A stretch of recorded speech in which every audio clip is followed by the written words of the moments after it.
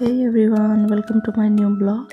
आज मुझे पता चला मेरे भाई का बर्थडे है। सॉरी, मैं भूल गई थी। उसका बर्थडे 10 दिसंबर को चला गया है। तो जैसे ही मुझे आज पता चला, मैंने उसके लिए सरप्राइज़ ये केक मंगवाया है मेरे हस्बैंड से।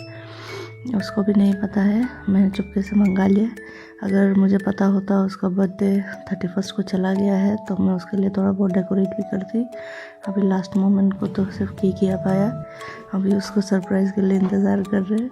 लो, हैप्पी बर्थडे किसका है, क्योंकि उसका बर्थडे तो 2 दिन पहले चला गया था। और फिर भी उससे आज हमने केक कटवाया।